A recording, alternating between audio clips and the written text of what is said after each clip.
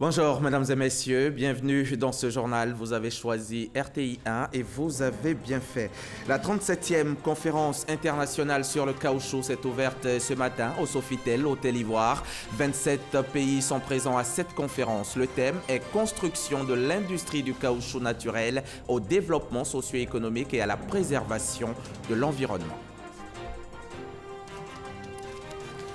La première édition de la semaine de la comptabilité bancaire s'est tenue ici à Abidjan du 15 au 18 octobre dernier en présence de plusieurs acteurs du secteur venus de la sous-région. Ils ont planché sur les enjeux des nouvelles réformes réglementaires entrées en vigueur depuis le début de l'année. Au Mali, à Bamako, un nouveau front contre le pouvoir a été créé. Il est dénommé Convergence des forces patriotiques et composé entre autres d'anciens candidats à la présidentielle malienne. Ce front se fixe deux objectifs, se dresser contre la mauvaise gouvernance et le report des législatives. La commission électorale indépendante informe les électeurs, les candidats et listes de candidats à l'élection des conseillers régionaux et municipaux du 13 octobre 2018 que conformément aux dispositions légales en vigueur, ils disposent d'un délai de 5 jours francs à compter de la date de proclamation des résultats pour contester la validité des opérations électorales de leurs circonscriptions respectives. Ainsi, pour les résultats proclamés le dimanche 14 octobre dernier, le délai de contestation expire le lundi 22 octobre. Pour les résultats proclamés le lundi 15 octobre 2018, le délai de contestation expire le mardi 23 octobre. Pour les résultats proclamés le mardi 16 octobre, le délai de contestation expire le mercredi 24 octobre 2018. Les réclamations sont obligatoirement déposées en 10 exemplaires au siège de la CEI, 6 à Abidjan, 2 plateaux Carrefour Duncan, résidence Angoua, aux jours ouvrables de 8h à 20h. La commission électorale indépendante compte sur le civisme et l'esprit de discipline de tous pour le bon déroulement de cette phase du contentieux de l'élection des conseillers régionaux et municipaux. Les candidats au BTS 2018 depuis ce matin sont fixés sur leur sort. Sur 44 069 candidats cette année, 25 000 ont été déclarés admis. Taux de réussite 57%, un taux en baisse par rapport à celui de 2017 qui était de 71%. Les résultats ont été annoncés ce matin même par Albert Mabritoakos, le ministre de l'Enseignement supérieur et de la Recherche scientifique. Je vous propose de l'écouter. Pour ce qui est des résultats, je voudrais dire que 44 658 candidats étaient inscrits, 44 069 étaient présents effectivement à l'occasion des différentes épreuves. Nous sommes heureux d'annoncer donc 25 027 candidats sont admissibles. Ça donne donc un taux de réussite de 57% pour le BTS section 2018. Ces admissibles sont répartis entre les filières industrielles et tertiaires, donc à raison de 6 479 admissibles pour les filières industrielles sur 12 471 candidats, soit un taux de réussite de 52%. Et pour les filières tertiaires, il s'agit de 18 548 admissibles sur 31 598 candidats présents, soit un taux de réussite de 59%. Les étudiants pourront consulter dès aujourd'hui, lundi 22 octobre, les résultats sur la plateforme www.examen au pluriel bts.net. Je voudrais également rappeler que les candidats disposent de 3 jours à compter de ce matin pour introduire leurs réclamations. La 37e conférence internationale sur le caoutchouc 2018 s'est ouverte ce matin à l'Hôtel Ivoire Sofitel d'Abidjan. 27 pays sont présents à cette rencontre de portée mondiale dont le thème est « Construction de l'industrie du caoutchouc naturel au développement socio-économique et à la préservation de l'environnement ». La rencontre de ce lundi est présidée par Mamadou Sangafoa Koulibaly, le ministre de l'Agriculture et du Développement durable. Nos reporters sont également sur place. Leur compteur rendu. Le compte-rendu de cette cérémonie d'ouverture ce soir dans le 20h. De ce lundi jusqu'au 26 octobre prochain, les acteurs de la filière et véhicoles vont donc réfléchir sur la contribution de l'industrie du caoutchouc naturel au développement socio-économique et à la préservation de l'environnement. Une conférence internationale sur le caoutchouc qui a lieu pour la deuxième fois ici à Abidjan, après que la Côte d'Ivoire a organisé les assises de 2006. Abidjan, capitale mondiale du caoutchouc pendant une semaine pour réfléchir sur les maladies de l'EVA, les nouvelles variétés à haut rendement et les nouvelles pratiques agricoles qui permettent d'avoir de l'EVA de qualité. L'EVA, une des spéculations phares de l'agriculture ivoirienne. De 210 000 tonnes en 2010, la production nationale de caoutchouc naturel est passée à 600 000 tonnes en 2017. Hissant la Côte d'Ivoire au premier rang des pays africains producteurs de caoutchouc naturel. Au-delà de ces références, l'EVA est une mine d'opportunités socio-économiques de la plantation à l'usine. À titre d'exemple, la saignée. Aujourd'hui, on estime au bas mot à 600 000 hectares de plantation réalisées. Ces 600 000 hectares de plantation vont créer 200 000 emplois de seigneurs. Ensuite, pour le métier de régisseur de plantation, nous aurons un certain nombre d'emplois à créer. Imaginez-vous demain si nous avons 1 million d'hectares de plantation d'EVA, c'est autant d'emplois de régisseurs de plantation qui vont se créer. Quand on arrive à l'usine, il y a tous les corps de métier. Seulement voilà, le métier est décrit à l'image de celui du palmier à huile pour des raisons de déforestation, de notions d'accaparement de terres au détriment des cultures vivrières. Pour relever ces défis, les acteurs ivoiriens se sont conformés aux normes internationales. On s'active à obtenir des certifications internationales. Donc à ce titre, la SCC, dans le domaine des véhicules en Côte d'Ivoire, a été la première à avoir la double certification ISO 9001 pour la qualité, ISO 14001 pour l'environnement. On se fait fort de respecter tous les textes environnementaux nationaux.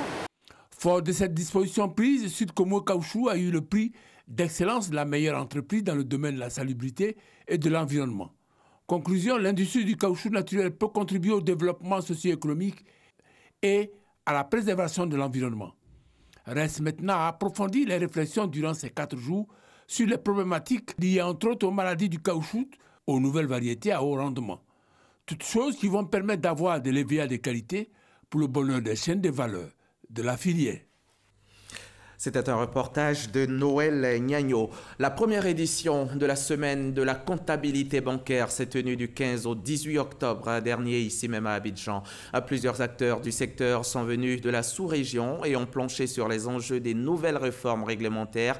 Les nouvelles réformes réglementaires entrées en vigueur depuis le début de l'année. L'objectif de cette semaine de la comptabilité bancaire, c'était d'aider les acteurs du secteur à une meilleure implémentation, compréhension et mise en œuvre du plan comptable révisé et du nouveau dispositif prudentiel. Et précision de Cheikh Koné.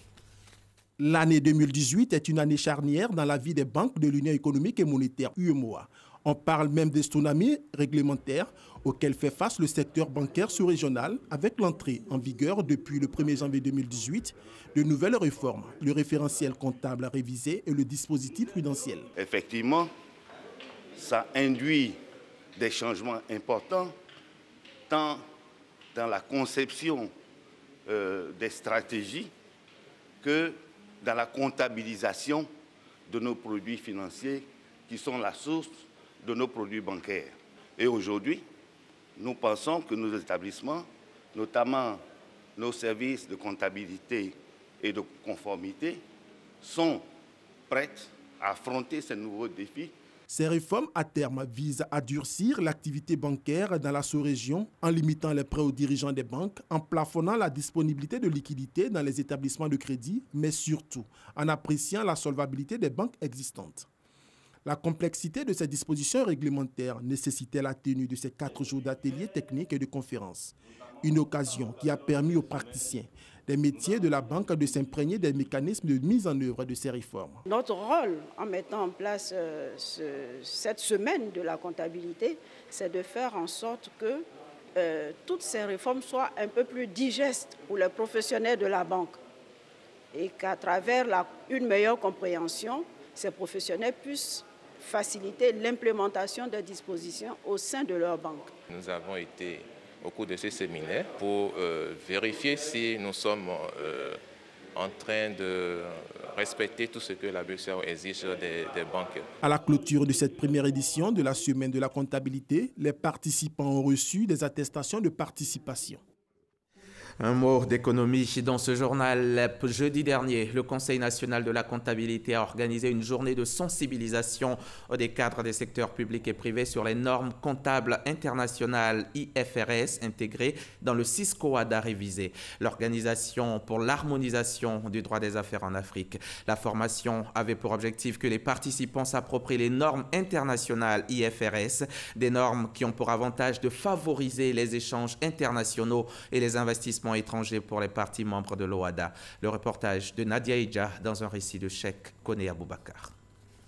42, c'est le nombre d'innovations intégrées dans le système comptable de l'Organisation pour l'harmonisation du droit des affaires en Afrique, Cisco-ADA révisé. Le Cisco-ADA a été adopté depuis janvier 2017 et l'un des points clés des innovations concerne l'adaptation des normes comptables du Cisco-ADA aux normes internationales d'information financière IFRS. Un investisseur regarde d'abord le référentiel comptable qui est adopté dans un pays et voir si ce référentiel comptable est en phase avec les activités qu'il doit mener. Et donc, en empruntant certaines règles internationales pour les intégrer dans notre dispositif national ou bien dans notre dispositif communautaire, nous sommes en train d'attirer les investisseurs pour booster notre économie. Utilisées par 143 pays, les normes IFRS sont obligatoires pour les grands groupes internationaux et les sociétés cotées.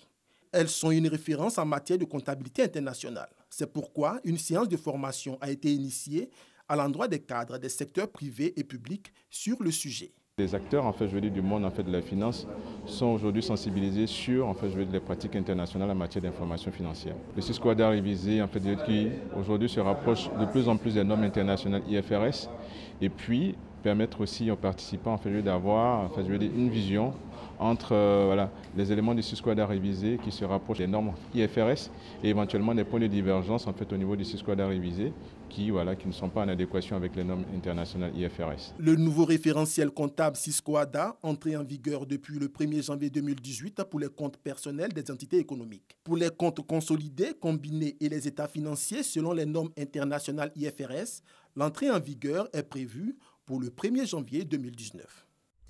Venons-en à présent à cette tournée du Haut Conseil du patronat des entreprises de transport terrestre de Côte d'Ivoire, tournée qui a conduit l'instance à l'intérieur du pays. L'objectif de ce déplacement dans la Côte d'Ivoire profonde, c'est l'application du règlement 14 de l'UMOA, texte qui consiste à éviter la dégradation précoce des routes, les accidents mortels et les pertes de biens matériels. Le reportage de nos confrères de RTI Boaké. Korogo, région du Poro. Première étape de la tournée d'information et de sensibilisation du directeur général du Haut Conseil du patronat des transports terrestres de Côte d'Ivoire.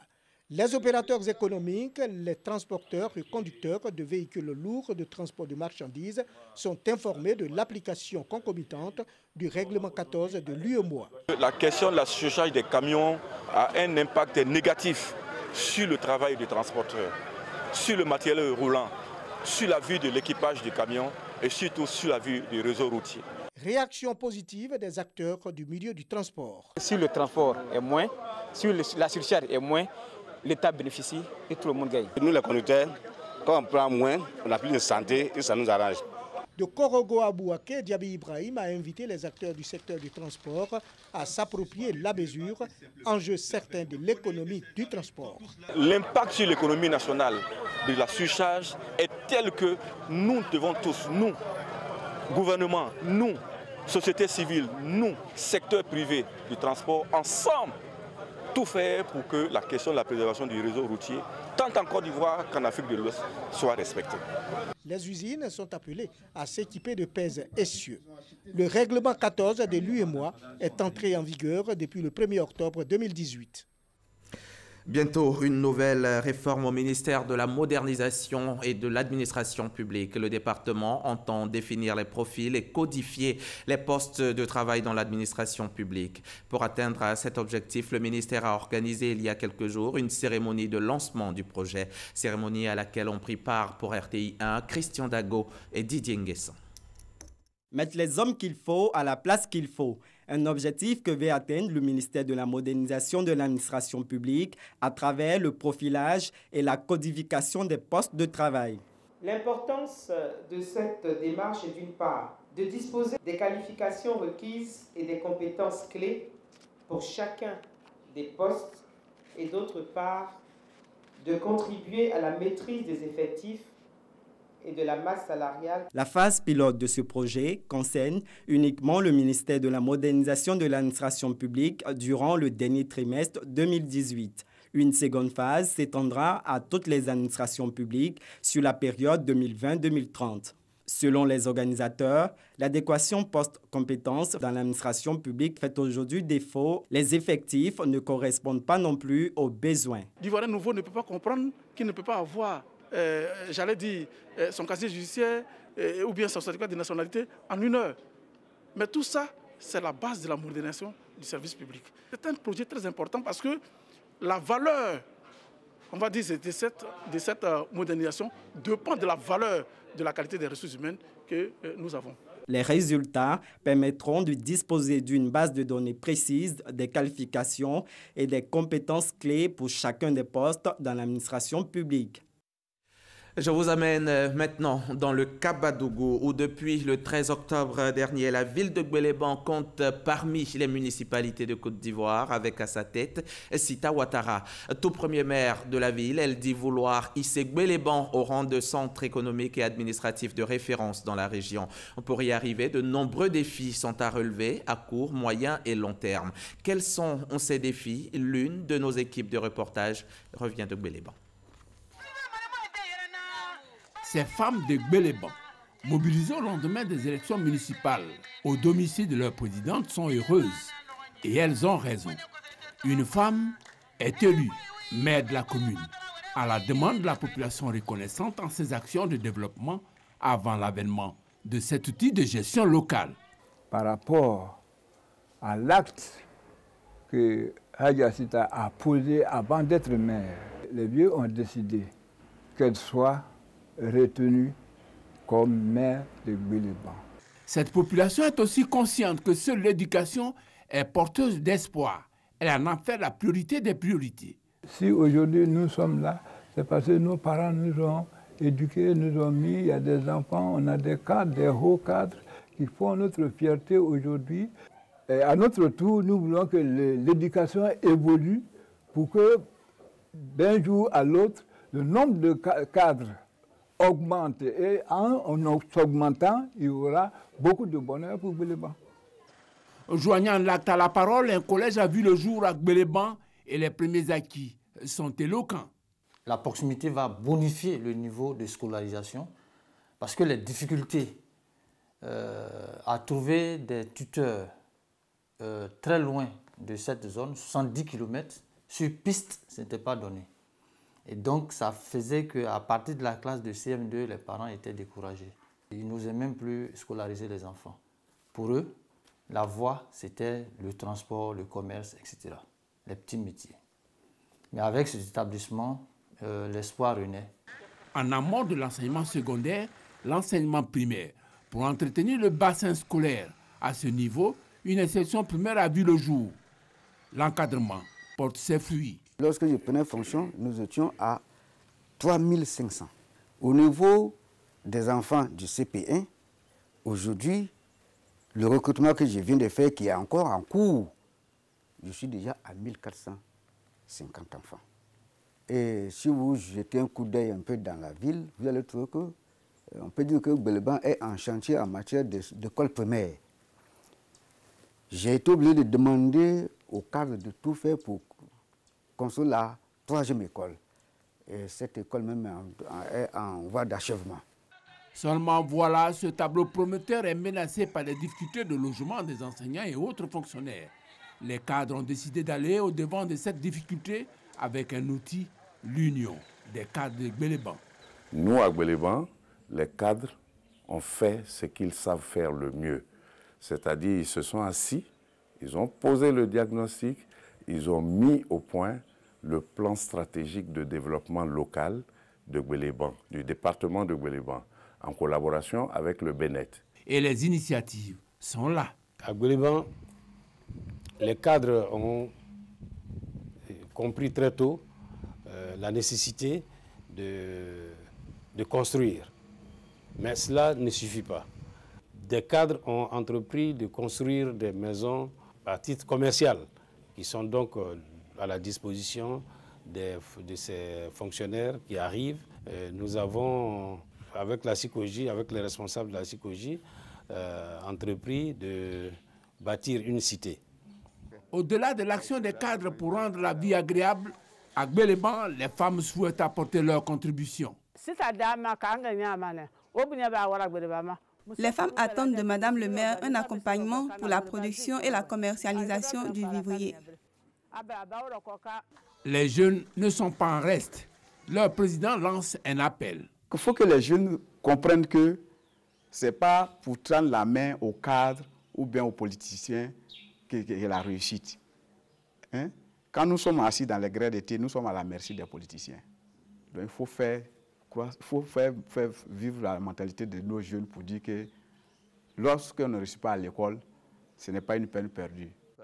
Un appel qui sera certainement entendu grâce à la bénédiction de l'imam de la localité et de son collège au service de la paix et du rayonnement de Gbeleban. Reportage signé Noël Gnagno. De Gbeleban à Abidjan, c'est 700 km et plus de 9 heures de route pour venir assister à une conférence de presse. Les initiateurs de la Biennale internationale des arts naïfs d'Abidjan étaient face aux journalistes pour leur annoncer l'édition 2018 de la BINA, une édition qui se tiendra en décembre prochain. Quelles sont les innovations et les objectifs de cette 6e BINA? Élément de réponse avec Moustapha Diaby Assita et Alvor Assakwame. Après 4 ans d'absence, la Biennale internationale d'Abidjan, BINA, est de retour. Le directeur et initiateur de la BINA, le peintre Augustin Kassi, lors de la conférence de presse qui s'est tenue à la Fondation Armonde, a annoncé la reprise des activités de la BINA. Cette 6e édition a pour thème Art naïf et mutation urbaine. Son objectif, faire de la Côte d'Ivoire le carrefour incontestable des arts naïfs en Afrique. Les arts naïfs sont un genre particulier dans le milieu, dans la sphère des arts en général. Les naïfs sont à la fois peintres, à la fois sculpteurs et, disons, dans la grande famille des arts plastiques. L'objectif que se fixe vraiment la Biennale des arts naïfs d'Abidjan, c'est vraiment faire d'Abidjan une plateforme tournante. Parce que toute l'Afrique pratique les arts naïfs. Mais il n'y a pas d'espace d'expression véritable, spécifique. Et donc c'est pour cela que la Biennale est créée pour faire d'Abidjan vraiment cette capitale africaine des arts naïfs. Un retour très attendu par les artistes plasticiens nous a fait savoir Tano Mathieu qui participe pour la 5e fois à la BINA. Il estime que c'est une bonne initiative, mais qu'il va falloir pour cette 6e édition mettre l'accent sur le transport des œuvres. Il faudrait que les choses soient vraiment bien définies. Surtout le transport des œuvres par exemple, des fois ça devient une situation compliquée pour les artistes. Donc, je pense que cette nouvelle édition, les gens vont beaucoup penser comment les œuvres des artistes vont arriver sur les sites d'expo. Et cette année, les organisateurs ont voulu que toutes les formes d'art visuel se retrouvent dans un même espace pour un partage d'expériences. Une toile pour sauver un enfant. C'est un événement artistique qui est à sa 2e édition et qui a ouvert ses portes au public vendredi dernier. Ce sont des artistes peintres venus de plusieurs pays d'Afrique, une 50aine au total, qui sont engagés pour une meilleure prise en charge de l'enfance en difficulté. Écoutons les précisions de Pierre Ndoplin et Issa Chonayo. Plus de 50 artistes peintres nationaux et internationaux exposent leurs plus belles toiles au profit des enfants. Une initiative de la Fondation Tous pour les enfants qui veut donner le sourire aux tout petits mais surtout leur apprendre leurs droits. Ce qui va résulter en fait de la vente de ces toiles va nous permettre, si vous voulez, de réaliser des manuels qui vont instruire les enfants sur les valeurs.